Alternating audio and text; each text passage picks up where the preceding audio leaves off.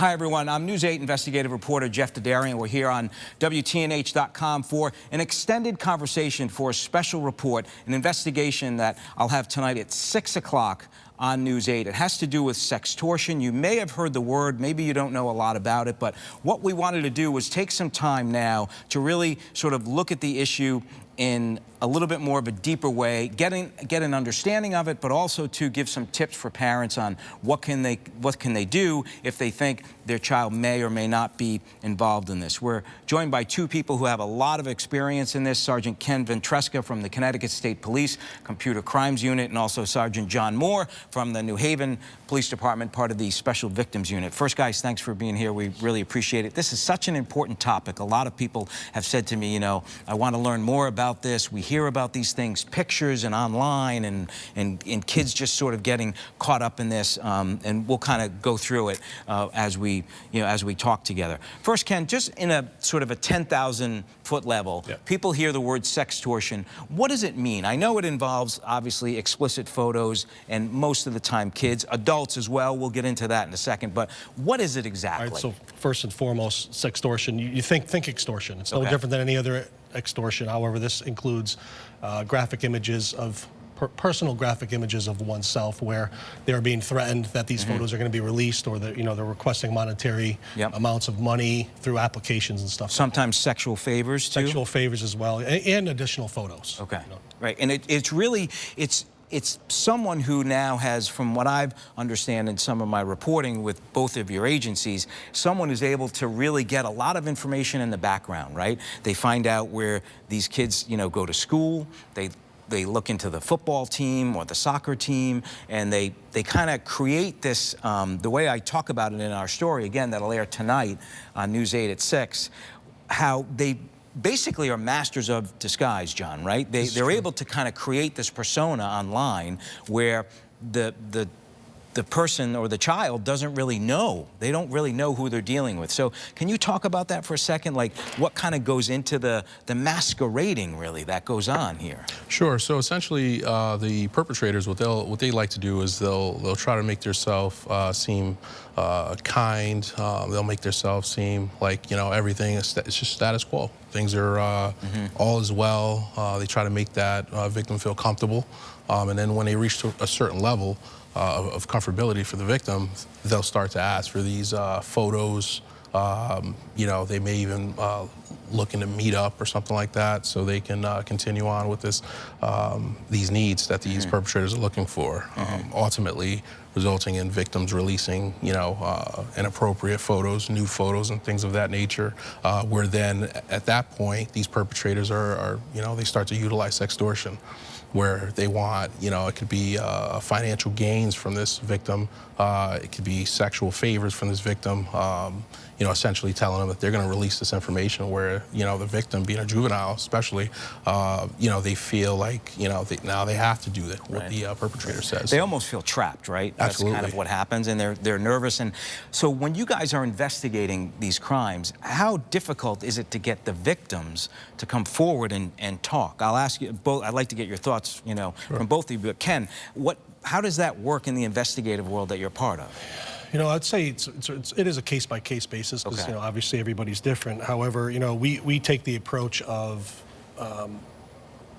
we have to be compassionate towards these victims. We have to be compassionate towards their mental health on these things. We have to be understanding. We can't go in there acting like a certain way where they're in fear they're going to get in trouble themselves. We ensure them there's, big thing is privacy, all those things like, the victims do need to trust us as well and do our job. And part of that is doing community outreach, and being a familiar person in the communities as well. Right.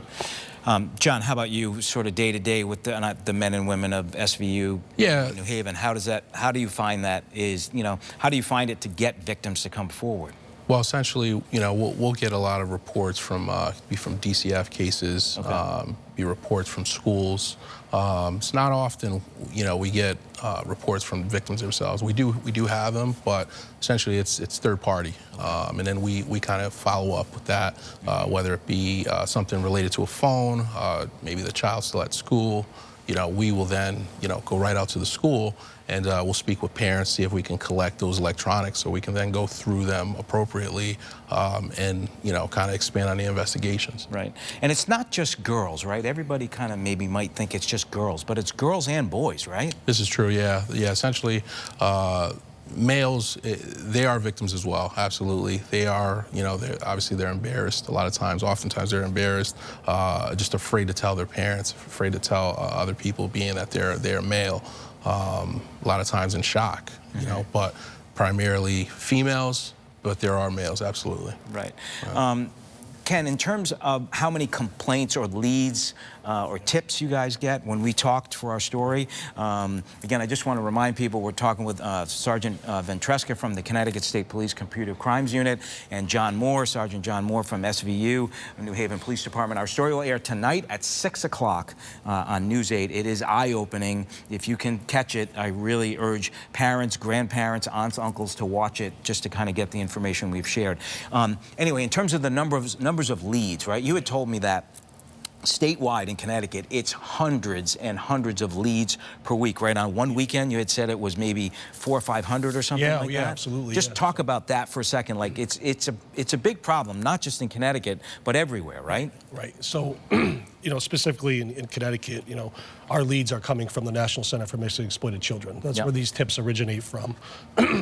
In calendar year 2024, we had almost 8,000 tips for the state of Connecticut in various jurisdictions. Wow. So the numbers coming in is definitely taxing on investigators for sure. Right. And it's not just what I have a line in my script tonight that says it's not just some 50-year-old guy who lives in his basement with his mom, right? That's why I think maybe sometimes what people think that these sort of criminals on the internet are doing, but it can be family members, it can be the guy next door, it can be a lot of different things, right, John? Absolutely. So it's essentially it's across the spectrum. I mean, we're talking family members, we're talking elderly, we're talking even perpetrators that are the same age as the victims.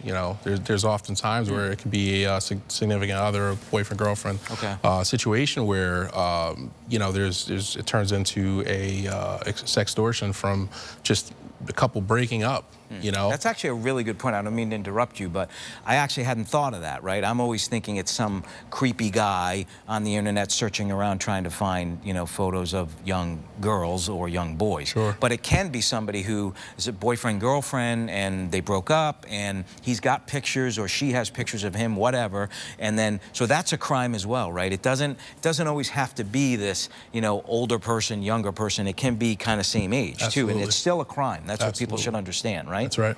Okay. Ken, in terms of parents, what are some things that parents can do? And I know, again, when we talked for our interview and our story, you had said that, and I assume you agree, John, but parents need to be involved with these things. You need to be looking at these things. If you have minors and you have young kids in your house, you need to be getting on these things. Is that point number one? 100%, be on your kid's phone. Have their passwords. Be open, have open discussions with them about predators online. It's okay. It's not a taboo subject. We're in 2025. These kids are on these devices. They're not going away. So I think the best thing we need to do is educate our own children. Be mindful of their needs. Be mindful of their emotions. Take away some of the stigma on it, because it's there's a chance they could probably fall victim to this. And then, John, should parents look, when they look in the phone, should they look at just text messages or photos, or like what about deleted files? Like, what are some things, without giving away your investigative tactics, obviously, but what are some things that maybe parents could do that they might not think of when it comes to the phone? Where should they, in other words, if I have my kid's phone and I just check it while he's sleeping and I just look at his texts and I don't see anything, what else, like, how can people watching be a little junior detective and look for more information from these phones? Yeah, so, outside of looking at photos, looking at text messages, you want to screen these applications. I mean, there's so many different applications now. Can you just name a couple? Sure. You have Vine, you have Keek, you have Meet Me, you have Snapchat, You know, a lot of these Instagram's Instagram's another Facebook. one. Absolutely, there's just a number of them. So essentially, it's good to go through that phone and try to familiarize yourself with the applications that are on the phone. So tell me about the applications then. The applications is where the photos would be, or how does the application fit into this puzzle? Yeah, so essentially in these applications, there's messages in there where you can upload photos, things of that nature, and those are the things you want to go through to see if there's anything hidden in there. You know, a lot of times it may not be photos in the child's phone or the person's phone. There are a lot of them are secluded or secreted rather inside of these applications. Okay. So take the appropriate amount of time, you know, go through these applications and understand what your child's doing on these applications. Mm-hmm. What about if someone has had their child go through this?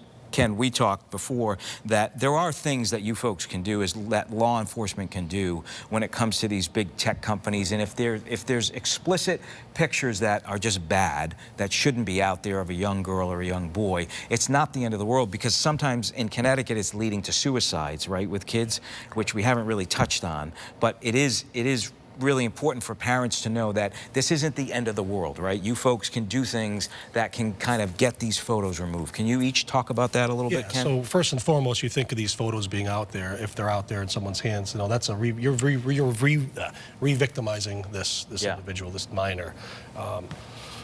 So, you know, there are resources. For example, like NCMEC, you have a NCMEC take it down website where you can go to this website. You have to upload the photos that you already had taken. That's the National Center for Exploited Children, right? Okay, yes. Go ahead. Also, too, I mean, we're going to conduct a criminal investigation, so we're going to be going after any suspects. So, I mean, that's part of it, right? Yep. So we, you know, investigation, hopefully make an arrest, and then also the other online part with NCMEC, with removing these photos, yes. Okay.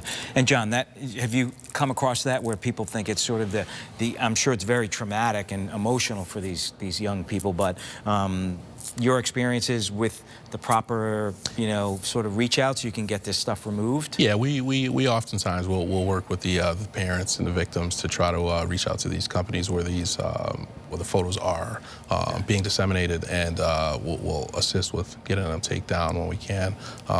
One other thing I wanted to mention, sure, it just kind of came to mind, was an application called Bark. How do you spell that? B-A-R-K. Okay, B-A-R-K. It's a great application that parents can use to assist with monitoring bullying, and as well as locating, you know, perpetrators, just to kind of help, you know, remotely watch, you know, their child's activity. Gotcha. You know, so. And then let's talk about for a second what makes this a crime. It's a crime when, like, for example, if I were to send a picture, I'm an adult, if I were to send a picture to another consenting adult of myself, whether it's a regular selfie, whether it's whatever, when does it become a crime? Does it become a crime when the person receiving the photo or being asked for the photo is of a certain age? Is it under 18, under 16? Like, can you just explain that to people? When does it cross over to become a crime? Okay, so per Connecticut law, for online communications, enticing a minor's under 18 years old. Okay. So obviously if you were sending photos, the sender would have to knowingly know, right? Okay. Knowingly that this person, the recipient, is under 18 years old. Okay. Knowingly. Okay. You know, sometimes, you know, it is on the other end where a teenager will lie and say they're 25 years old. You know, we get some of those cases too, but they have to knowingly be enticed. Right. So under 18, if you're asking for, soliciting any kinds of photos like that, we're breaking the law at that Good. point, right? Okay. Right. And that's just common sense, right? Like if you're asking for someone and you know that they're 13 or 15 years old, I don't know, you don't need to be, you know, Einstein to know that that's not appropriate, right? Correct. Obviously. Just in terms of how do kids, what other things maybe could kids do themselves who don't want to become victims of it? Should they, you know, when they're communicating with people online, if they're getting strangers, friending them or sending them, you know, strange texts or Instagram messages, what are some things maybe that kids could maybe do or be on the lookout for if they start to get these things?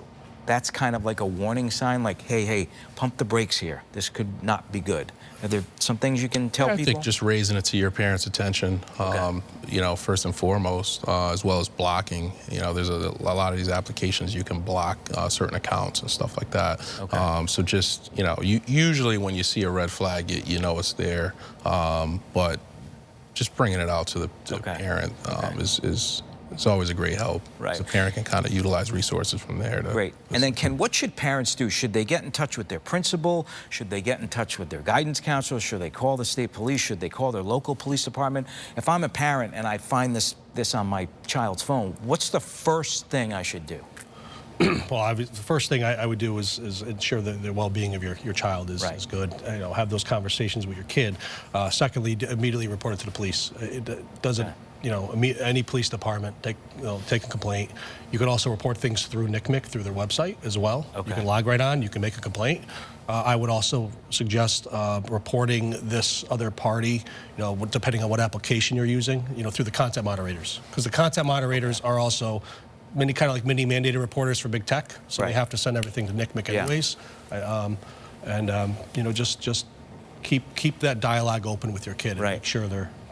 Yeah, we didn't talk about that part really quick before we go here. And again, I want to let everybody know that our story airs tonight, Sextortion, on News 8 at 6 o'clock. It's an in-depth report. We look at what is the definition of sextortion, what can people do, what should kids be on the lookout for, what makes it a crime. There's a lot of information for people tonight at 6 o'clock on News 8, and I hope people that are tuning in here on the web on WTNH.com can watch the story tonight and just talk with your kids too. But the other thing I just wanted to mention, Ken, is that, you know, there are these moderators that are behind the scenes, if you will, and this is something that I learned in just some of my reporting, is that like Google or Facebook or Instagram or Snapchat, if someone is on the computer and they start typing in certain things, right? Certain kind of keywords, like you start searching for like 13-year-old girl, nude picture, like, you know, I think people can kind of figure out here where I'm going. There are moderators that track your activity through algorithms and different things, right? We're not going to give away here a lot, but talk about that people are, if you're over the line, people are watching and listening and reading what you're doing, correct? Correct. I mean, they're not prying into all your private conversations. Yep. You know, there's something that has to trip the bells and whistles at big tech. You know, and for example, you know, going back to last year, you know, the federal government passed the Report Act, which tightened up the reporting through big tech, you know, on these things to NCMEC and all that stuff. So there's a lot of moderation going on going into this. Right. So people that are, you know, blindly, they think they're at home on their laptop or their desktop, and you think that you're just kind of, you know, no one's watching you. People are watching, and again, I think you raise a good point, Ken, that it's not a violation of privacy, or you're Googling what restaurant to go to. There's not people. It's so clear, right? It's so obvious that if you're doing something on these computers that you shouldn't be doing, that there are people and there are things in the background that will kind of, you know, you'll keep an eye on you and make sure you're not doing what you're not supposed to do. And to your point, you know, people have an expectation of privacy, right? Right. But people have to be mindful when they go on these applications, you know, all that verbiage, all the legal stuff. I mean, it says things in there that people, you know, you don't really have an expectation of privacy with big tech. Yeah. In ways, you know, obviously we can't go in and look at all your conversations, but, you know, they could generate a tip. Right. And once a tip is generated, it comes to us. Yeah. And then lastly, and then we got to kind of wrap it up, nothing is ever really deleted, right? When kids think they're deleting something, a picture or a text or whatever the case may be, even though it's gone, it's not really gone. There's a footprint, there's a blueprint of it that lasts, that you folks can get your hands on, right? Yes. Just talk about that, John, maybe? Yeah, you know, generally once we have the appropriate, you know, whether it's consent, whether it's a search warrant, we're able to go onto that phone utilizing technology to pull up, you know, a lot of deleted files. And kind of go through that, you know, material, which oftentimes produces the evidence that we need to prosecute. Okay. Gotcha. And to piggyback off him on the big tech side, when you're using these applications, you know, yeah, there's stuff on your phone, on your physical device where, you know, people do those extractions. However, you know, big tech has their own servers, right? So there are things stored on their servers. So you take like a Snapchat, for example, you know, it's on the Snapchat servers. So on the back end, when we're doing these investigations, we're going to Snapchat as well. We're going to, you know, Facebook, Meta, you know, all these companies and collecting data as well. Yeah. Okay. All right, guys. Great conversation. Time flew by, and a lot of good sort of information for people. I just want to say it one more time. Tonight at 6 o'clock on News 8, you can watch our story, Sextortion. Again, a lot of good information, important information. If you have someone in school, if you have a grandchild, a niece or a nephew, and they're on these phones and they're spending a lot of time on them, I really hope people will watch tonight. We had Ken Ventresca from the Connecticut State Police Internet Crimes Unit and Sergeant John Moore from SVU, New Haven PD. So, guys, again, appreciate it very much. I'm Jeff Derderian, News 8 investigative reporter. Please watch tonight, maybe with your kids if you can. It's a powerful story that I think a lot of people will find informative. And thanks for joining us here on WTNH.com. Great.